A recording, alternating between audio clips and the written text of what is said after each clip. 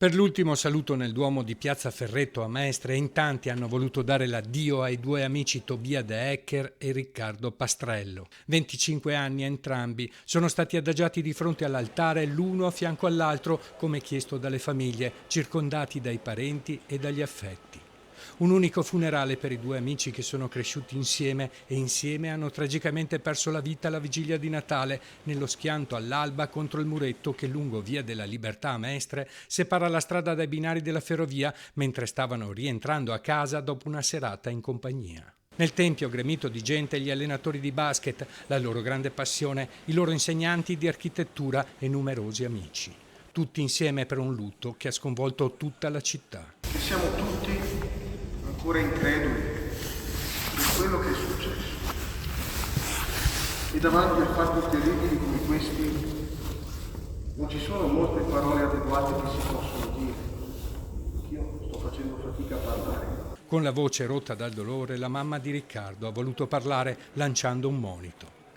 Dovremmo dare un senso a questa immane e insensata tragedia.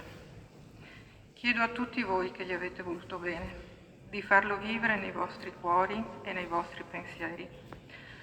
E a voi ragazzi, voi giovani, che avete perduto un amico e un fratello, vi chiedo, vi prego, di tenervi stretti alla vita, che è un dono prezioso che in un attimo può fuggire. Un familiare è intervenuto per ricordare Tobia.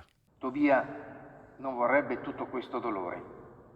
Ci pregherebbe di superarlo, di sorridere nel suo ricordo. In chiesa ad accompagnare Riccardo anche la fidanzata, appena dimessa dall'ospedale fuori pericolo, ma ancora provata a fatica, ha voluto dedicare un pensiero al suo amore. Continuo a ridere di quello che ci faceva ridere, di quelle piccole cose che tanto ci piacevano, quando eravamo insieme. La notte della tragedia c'era anche lei in auto con gli amici e il fidanzato. Asciuga le tue lacrime e non piangere. Se mi ami, il tuo sorriso è la mia pace. Ciao Riccardo, amore. Ciao Tobia, amico mio per sempre. Seduta dietro al conducente si è salvata esattamente come il giovane che era alla guida, risultato positivo all'alcol test dopo l'impatto e ora indagato per duplice omicidio. Distrutto dal dolore ha chiamato le famiglie degli amici scomparsi.